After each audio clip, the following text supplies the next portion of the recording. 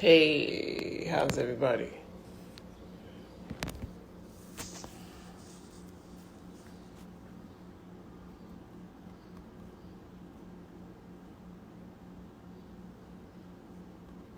How's everybody doing? How's everybody doing? Y'all ready to talk? Erica Ford here.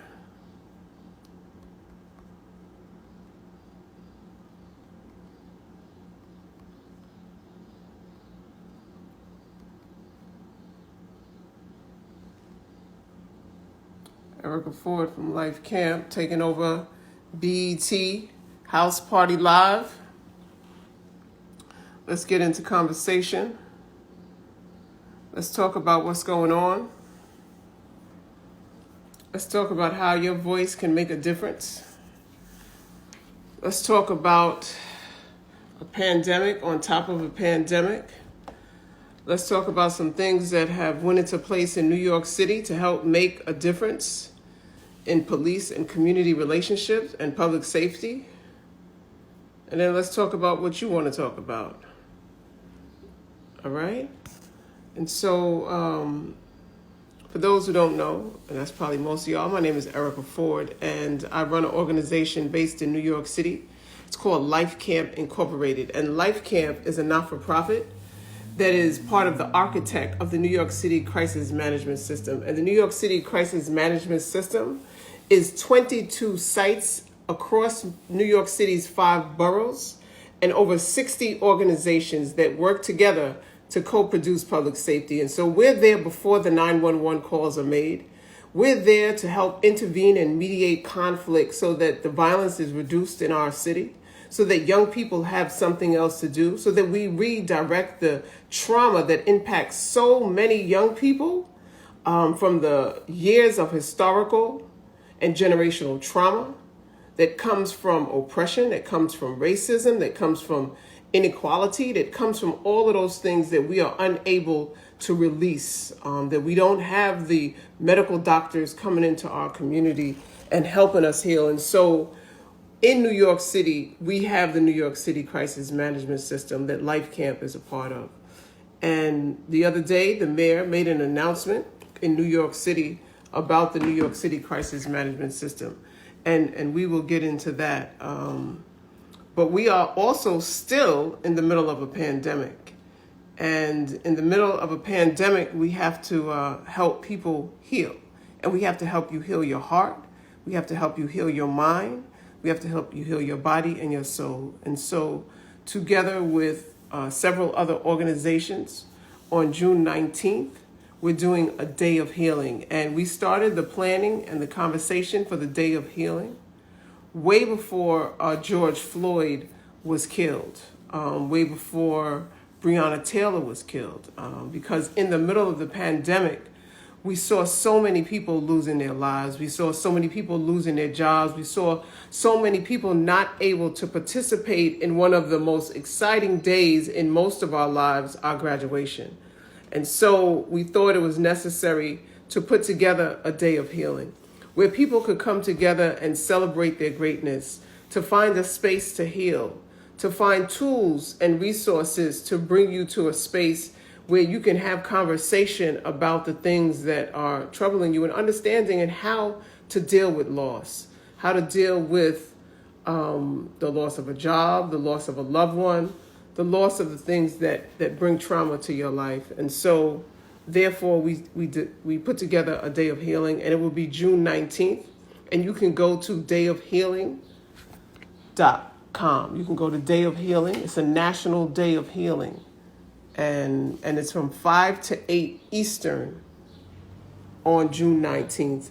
We're calling people all over the country to come together. And so if you have pictures of loved ones that you lost during the coronavirus, feel free to send it to us at nationaldayofhealing.com and be part of the healing circle for our people across the nation.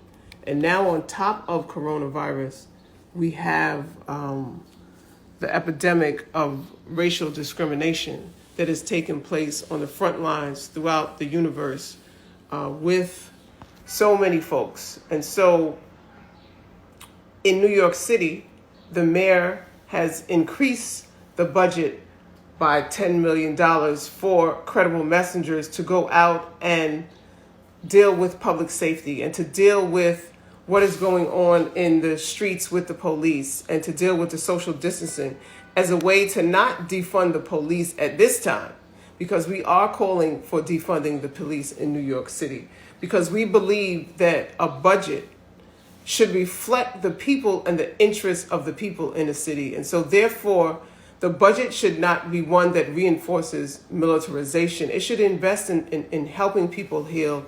It should invest in the education of the people. And so that is what we are calling for in New York City. And the mayor, 2 days ago, stood with us and invested $10 million to expand the work that we're doing and open up more crisis management sites across the 5 boroughs so that we can hire more formerly incarcerated men and women to stand on the front line of their community and transform public safety and transform violence into a community of safety. And so that is what we're doing.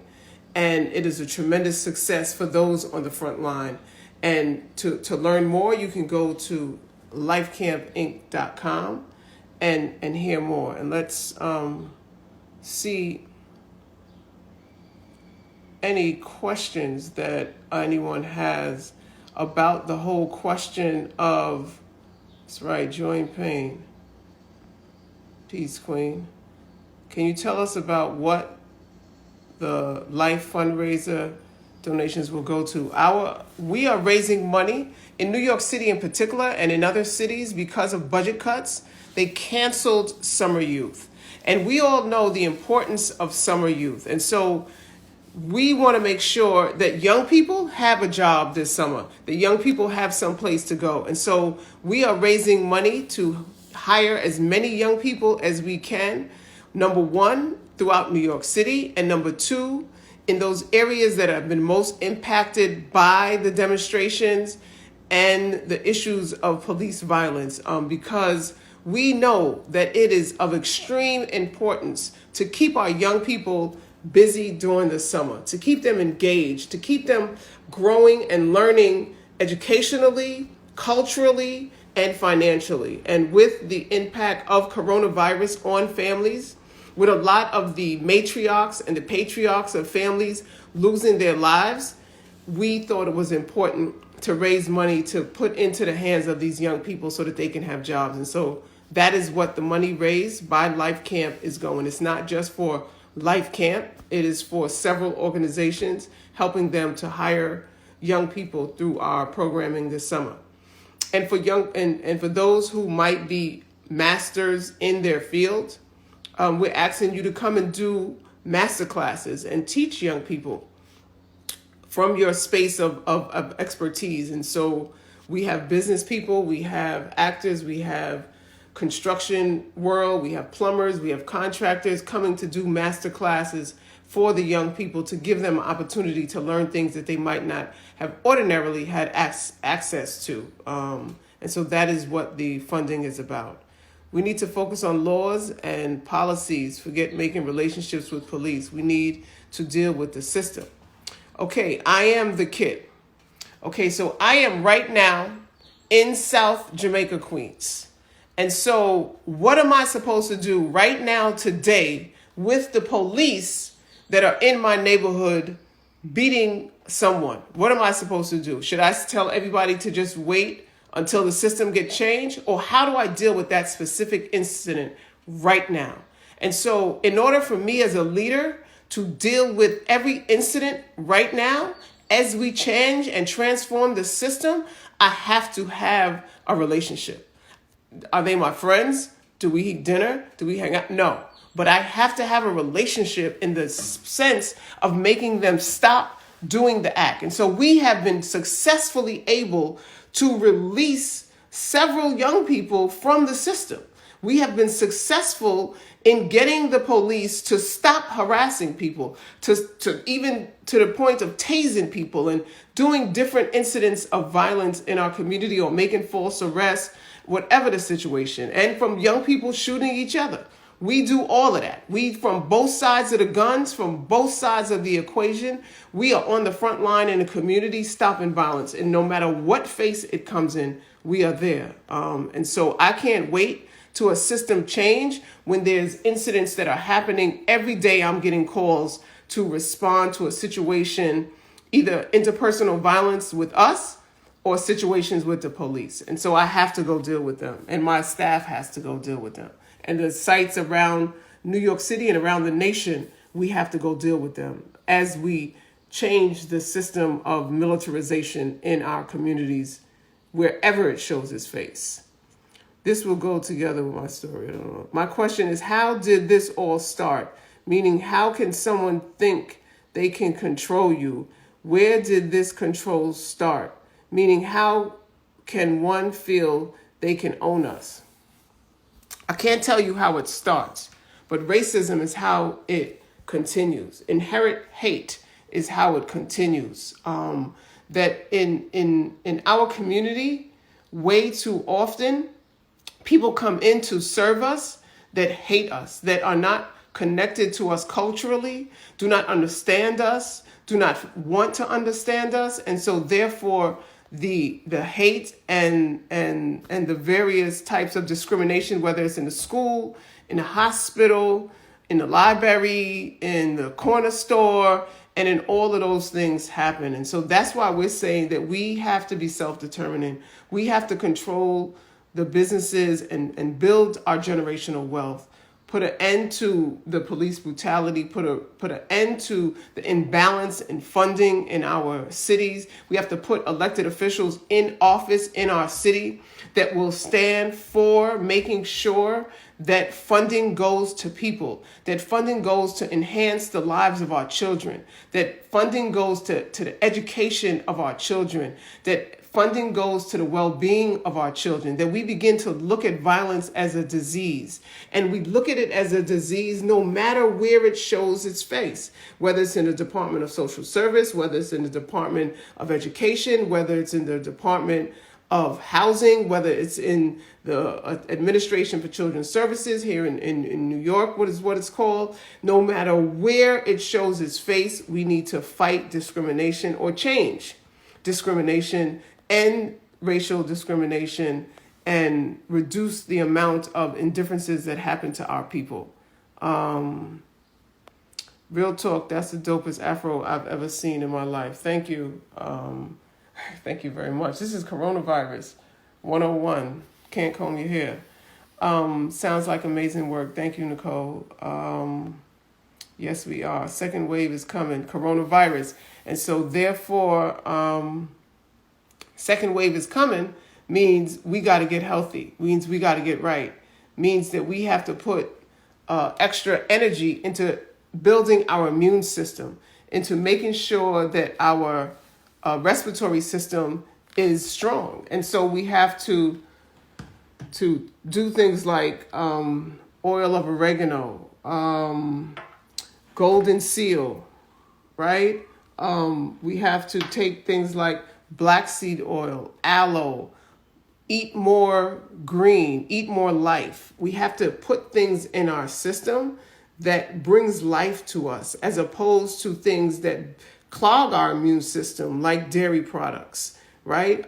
Because you're right, a second wave is coming, and we have to make sure that we're able to survive.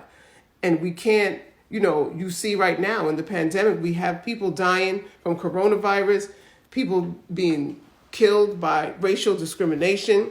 And then here in New York, we have gun violence is still on the rise. And so that's why we need folks to come together to help us call for a ceasefire, call for a truce, call for these young brothers to put their guns down and help us to organize our community around the bigger issue, around the racism that we face on so many levels.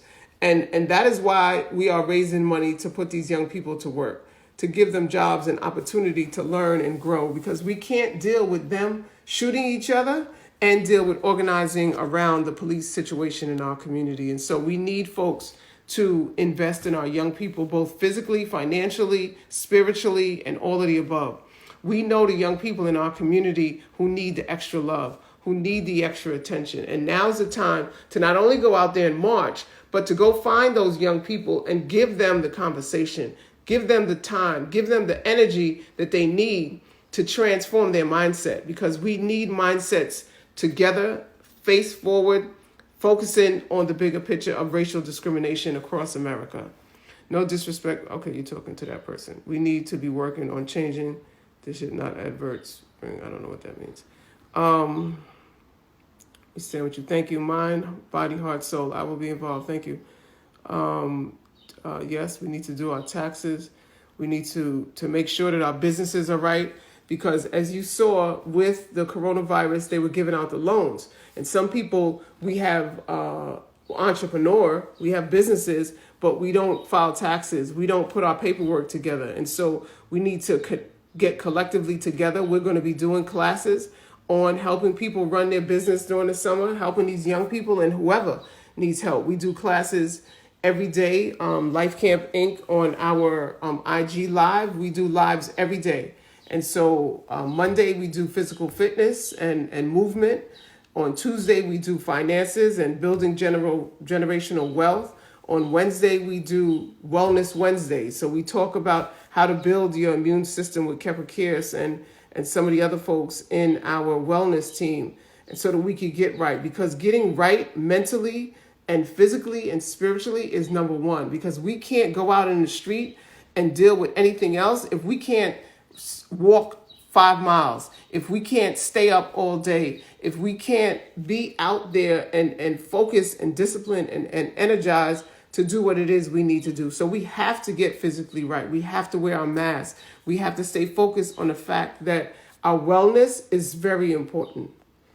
All right. And so on Thursday, our young people take over and they do various different things every Thursday. Friday is Feel Good Friday. We do healing through laughter, because we want to help people also just escape every once in a while. We're caught in the middle of a whole lot of pain and a whole lot of trauma, and we have to have outlets for people to release. We have to have outlets for people to even be able to reach for hope. And so that is the purpose of the healing through laughters that we do every Friday. God bless you and thank you very much for giving us strength and love and peace. No doubt, brother.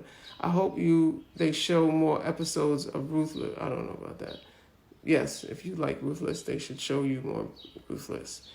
Hello, love, you're here. Thank you. So, Alexia, you can teach people how to heal from that stuff. We have to teach people how. They used to call me, I don't know how many of you know Deepak Chopra, but he had coined me the angry peacemaker, because, I was fighting everything. I was using a hammer for every single thing. And doing this work and focusing on healing, it has helped me to be more productive in my work. Because as a leader, you can't fight being angry, because you have to be focused. You have to know what it is that you want to achieve. You have to have a plan. You have to be able to execute your plan. So we say today, okay, we're going to defund all the police and give the money to you. What are you going to do? What do you want to do? What are we ready to do? What are we organized to do? So we have to be ready to implement the programming that is needed. And so in order to implement the programming, people are needed. And people are needed to not have a job, but be committed to a movement to change the quality of our lives. And so we have to be able to do the work that is needed to take us to the next level. And so that is what we are saying when we say that you can't just be angry. You have to be organized. You have to be disciplined. You have to be committed to the movement and not just a job. It is important for us to look at the question of healing and what the day of healing means and what the benefits of healing is what we're going to be talking about next week. And healing of your mind is getting centered. And so we have a sister that works with us, and her name is Kepra Kears. And Kepra Kears is our wellness director, and she teaches us to be aligned, alkaline, and to remind. And what that means is that when you align yourself, you get centered. You get centered by focusing, by meditation, by reading, by going out and doing a walk, being centered with yourself, being centered with your mind, just breathing, right? Because some of us don't even take time to breathe. We don't take time to breathe, and we have to take time to just breathe. And then when we take time to really just breathe, the power is in the breath. And when you see that the power is in the breath, then you can focus on the breath. And when you focus on your breath, that means you are centered. That means you are aligned. And here is our wellness director. Her name is Kepra Kears. And so, Kepra, if you could tell us real quick, or not real quick, but the importance of healing, the importance of, in the middle of all of this trauma, what does it mean to heal? How do we heal in all of this? Yeah, that's a good question. You know, first and foremost, thank you for inviting me to the BET house party. You know, our people have been impacted by trauma for generations. So here's a simple example. If you were getting ready to sit down with your child and do homework, and a rabid pit bull was charging towards you, would you sit there and be creative, or would you run for your life? Like at that moment, you're not thinking about anything. You could have 3 pots on the stove, all the burners burning. You could have, you know, you have your child there. The only thing you're thinking about is survival. The brain releases stress hormones and immediately you kick into action, right? So now imagine you're enslaved. You're enslaved, you're beaten, you're robbed, your family is taken from you, you're raped, you know, you're burned at the stake, you're hanged, you're witnessing that. So the reason why we call violence a disease and it's contagious is because if you experience constant violence, you can become enraged and filled with violence.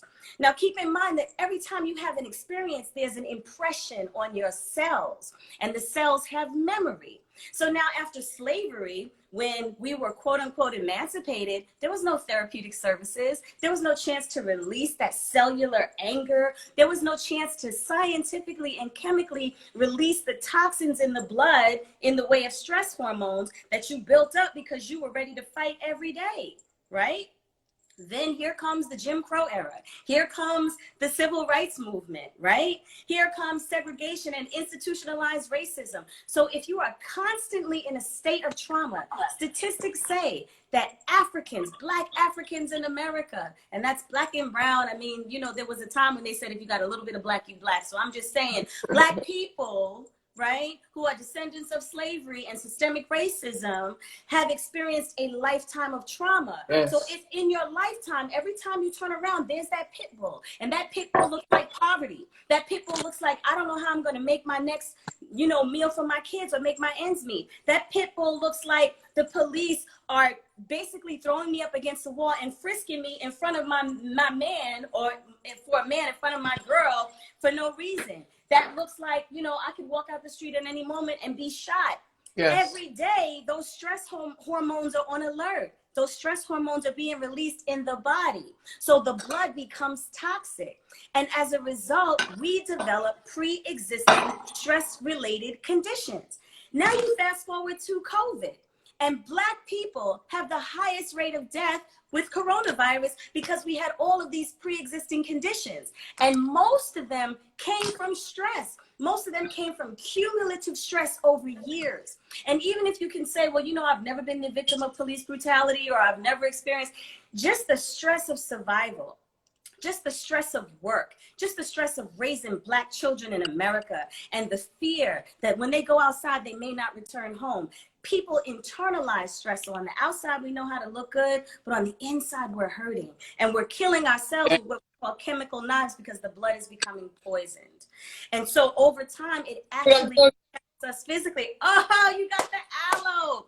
So one of the things that we do is we started the Eat Aloe Vera Challenge. So this is an aloe vera leaf. You can get it from any store. And what people don't know is that in addition to your skin, hair, and nails, aloe vera also cleans the blood. So when you ask, how do you begin to heal from systemic trauma, from years of stress hormones going in the blood, the first thing you do is clean the blood. And one of the simplest ways to clean the blood is with aloe vera. It has 75 elements, vitamin A, vitamin C. So we do the Eat Aloe Vera Challenge. I got my slice. All right. And please note, the first thing you must do is wash the skin. So you can wash it with apple cider vinegar or lemon, but wash it really well. Cut a slice like the width of a thorn, and then cut the thorns off.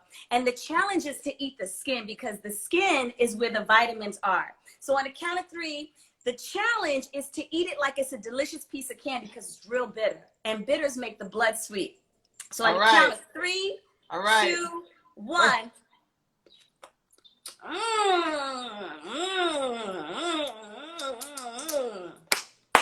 Yes. And the challenge is to eat it like it's a delicious piece of candy. Because at the end of the day, what it's doing is cleaning the blood. It also cleans the digestive system. It also reduces the blood sugar. It also reduces inflammation. So those and it helped my hair grow during the corona. Oh my God, your hair is crazy, man.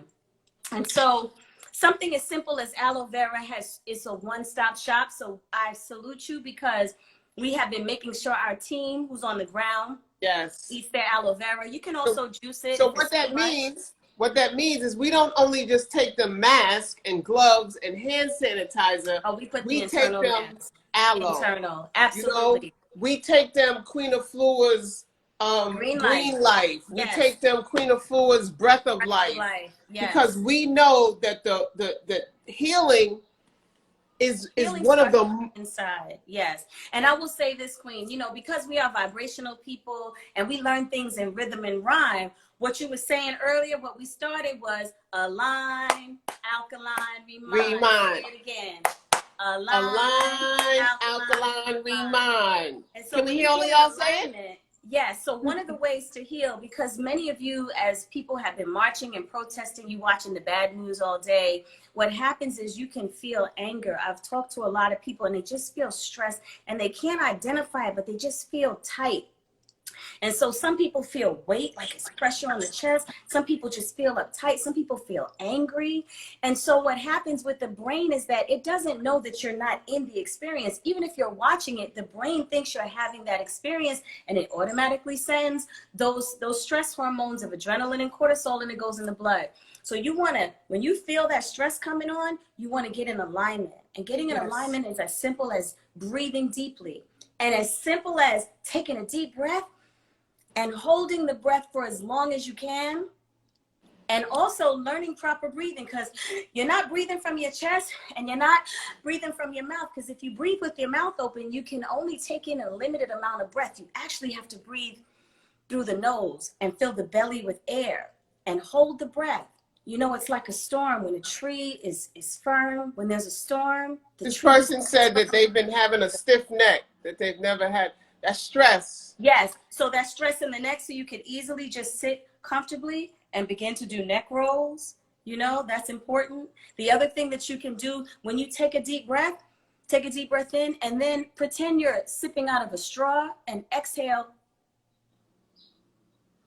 like you're sipping out of a straw. That forces the breath to come out more slowly. When you breathe deeply and you hold the breath.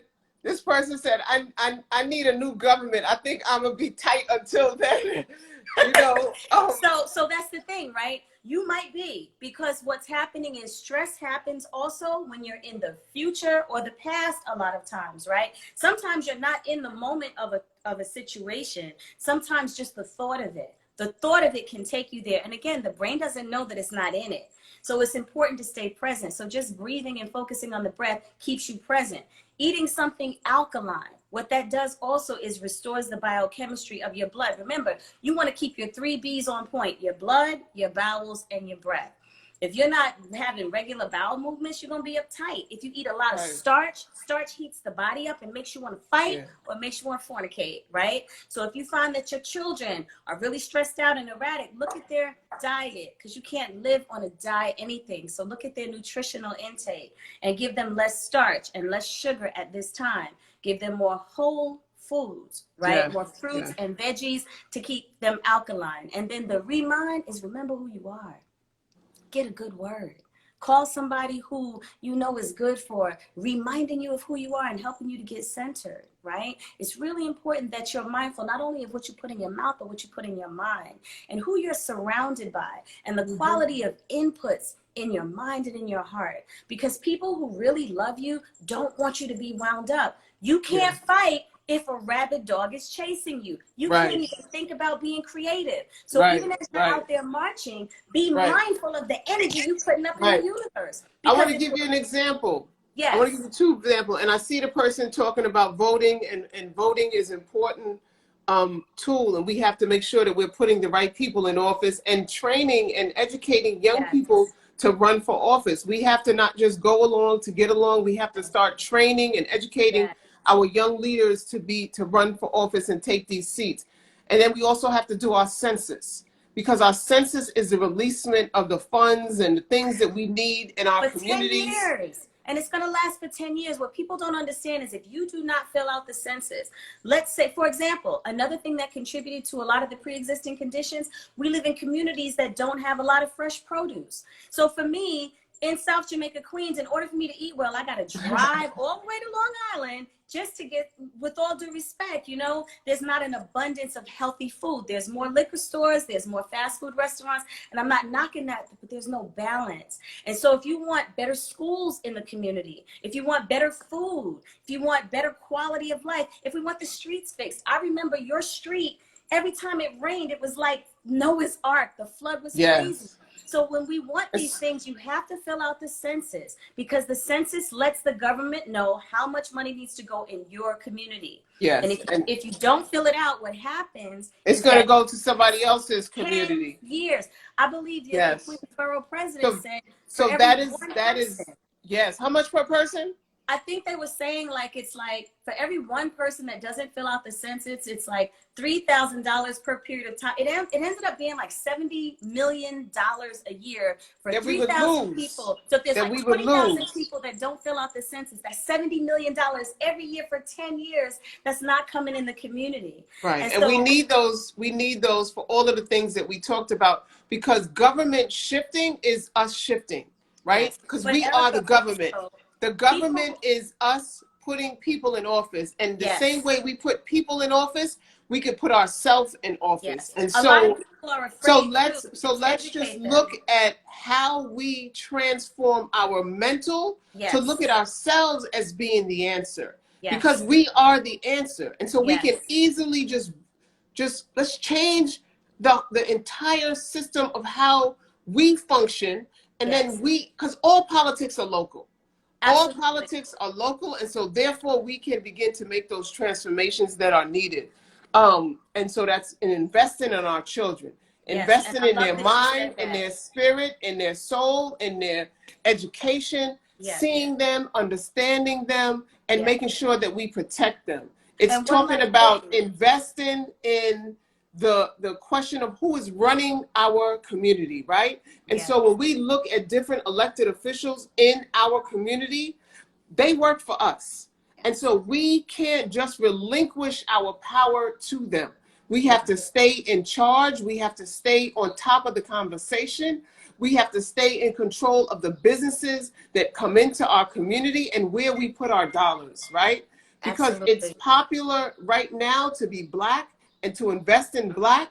And so we must keep it that way, right? And so that's starting first with our dollars and the dollars of those who open up business in our community, making sure that it remains in our community so that we can have the quality of things that Kepper was talking about and a lot of y'all are talking about on the timeline, so that we can have a quality of life. Because struggling, and when I say struggling for your rights and standing up against police brutality and all of those different things are not equivalent to being poor.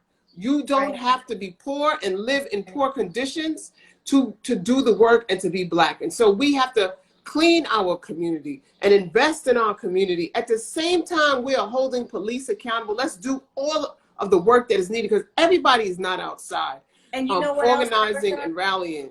Everything you said was beautiful, and change, like you said, starts with the self, right? So if you don't have the courage to change externally, it's because you have to build the courage internally. And believe it or not, we were born with the spirit of love and a sound mind. We were born courageous. If you look at a baby that's learning how to walk, they every 5 minutes they look like they're about to fall over. They fall, they bust their head, and they get back up because they were born fearless, free from fear. So in order to restore that courage and really tap into the supreme intelligence to have the ideas of how to reimagine this new space that we're coming into, right, you do have to get in alignment. You do have to cleanse. If you're eating a lot of heavy food, it is going to weigh you down. You are going to be frustrated, and everything outside of you is going to disturb your peace. So the first thing is really dealing with the community of self, because when you take care of your body on the inside, then you're not going to destroy your community on the outside. Right. And also having the compassion to know that most people are operating from a place of pain. Black people have been impacted by trauma for generations. So when we pop off at one another, that's really pain. And I love the work that Life Camp is doing, because we do really treat violence like a disease. We deal with young people who have the propensity, to be a perpetrator or a victim of violence, and we deal with them first from their pain, because a kid acting out in school is acting out of pain and doesn't know how to process it. And so by making them do yoga, like I love that we had this kid remanded to us by the courts, and his assignment was to do yoga and meditation and actually get academic support, and it transformed him completely. And then we took his mother and put her in the community garden, and she had a chance to cultivate and get some healing, and their relationship has been restored. And that's the kind of work we have to continue to do for ourselves and our community. Have to speak more with compassion and recognize that the pain someone is dealing with is being expressed through anger and rage. And this is Wellness Wednesdays, happens on Life Camp site. And so you can see Kepra Cares every Wednesday, teaching what she's talking about now. You can join her team at lifecampinc.com, be part of our wellness team. Help us help people heal, help us help you heal. National Day of Healing. Kepra is one of the hosts with Michael Della Rocha. Yes. And so tune in, go to nationaldayofhealing.com and check us out and join us. And so give Kepra a round of applause, set some hearts up for Kepra. Thank you. And thank you for stopping by the house party.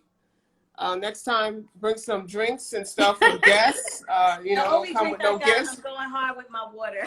And your aloe, right? You brought aloe, right? Thank you, Michelle, for the donation. Aloe, you know? Yes. Thank you, Cap. Thank you, Queen. Loving blessings. Peace. Peace. And so, Wellness Wednesdays, healing is important to us. You know, we center our work around healing, because we have to help people heal to do everything else. And so that's what we do. And so as we have 20 more minutes before we close out, I want to see some questions. I will bring libations with aloe. Positive vibrations. We work with families who are impacted by violence, right? And so helping parents heal, because right now, when you look at a lot of these parents who've lost their loved ones, it's hard sometimes to heal and to move forward when you lose a child. And so although we're doing a lot of the rallying and a lot of the protests and a lot of the things, there's still a lot of families who've lost their loved ones to this system. They've lost their children by arrest. They've lost their children by brutality. They've lost their children by incarceration and various different things. And so we have to be there to help our children and their families heal. Because if a mother, from the pain of losing a child, and going to why I started Life Camp, right? So if you look here, right, these are friends of mine who I lost to gun violence in the 90s and the 80s in the crack epidemic. And I started Life Camp because I saw what was happening to their children. a sort of emptiness and a void in a lot of the children's inability to even move forward with the pain of losing a parent, and losing a parent not only to death, but to 20 and 30 and 40 years in jail, right? And so they didn't know where to go and how to live, and their pain was so, so deep, right? And so we started Life Camp. We started first the Code Foundation with Tupac, and then transferred that name over to Life Camp, which is Love Ignites Freedom Through Education. And we feel it is important for when we're talking about defunding police, we're talking about investing in people. We cannot have a system that continues to militarize everything. And so when you look at the drug epidemic in the 80s, we still haven't recovered, as Kepper was talking about, from that. And so we didn't bring crack into the community, we didn't bring guns into the community, but yet the system was created and the community was destroyed. And so there was crack babies, there was people who went to jail for 20 and 30 years, families broken up. And so children put in welfare system. And so these are the things that bring a cycle of violence, a cycle of pain, a cycle of trauma that Kepper was talking about. And so that's why we're doing a Day of Healing on June 19th. That's why we want to focus so much on the importance of healing, the importance of us coming together, the importance of us understanding that we have to help each other. It is not just about one thing. For any one of the one things, we have to look at the whole person and help the whole person move forward, the whole community move forward. And that is going to take a lot of work. And so we stand with the Movement for Black Lives in talking about the conversation of defunding the police and looking at organizations and work like ours to invest in and training and educating our credible messengers, the brothers who in the 80s and 90s went to jail and are now back home, who can play a valuable role in changing the cycle of violence and educating the young people about what to do and what not to do. And so we definitely want to remove money from more weaponry, from police in schools, from overtime, from police having to respond on 911 calls that really don't have nothing to do with 911, with the police, I mean. And so also, we need to stop calling the police.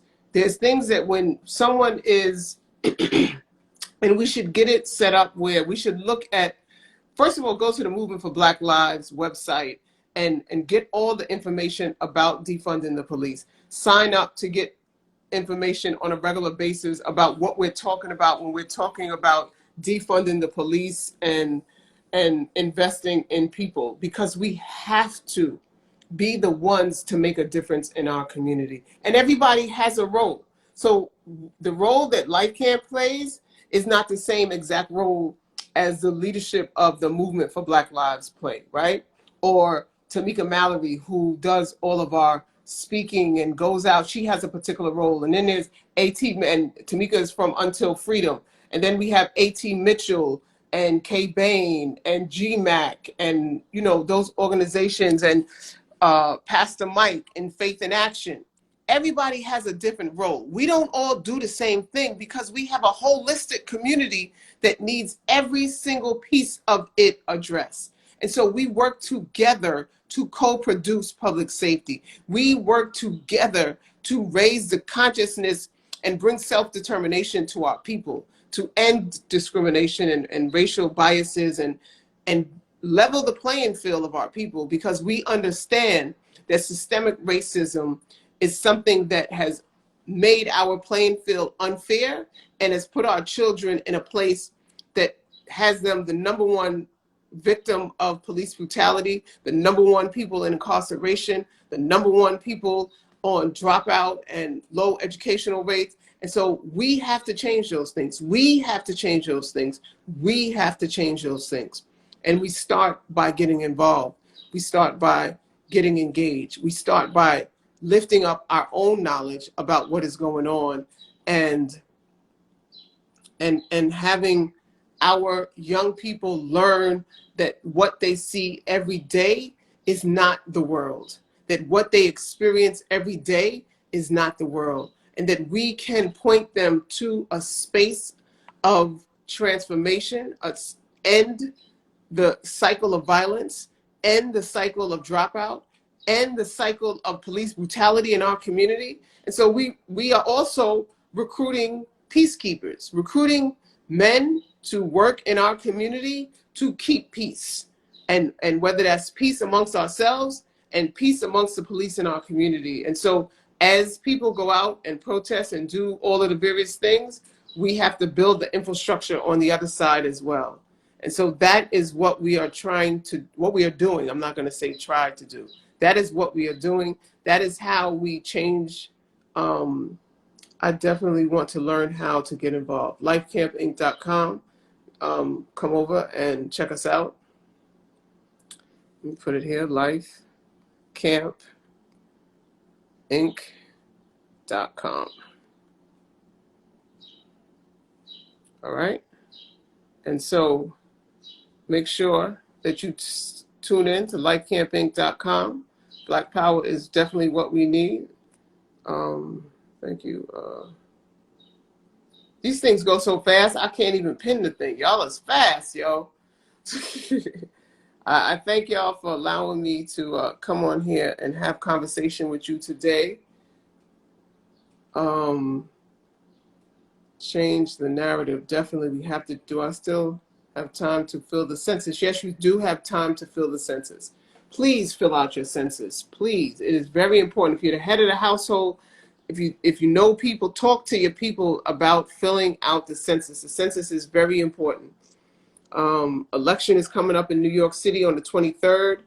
Let's get out and vote. November, we know we all have to go to the poll and get this lunatic out of the White House, which is absurd. Just the fact that he's able to remain the president of the United States with the stuff that he's doing shows us that we have to be more involved, that we have to take the next step to change the narrative and change what's going on.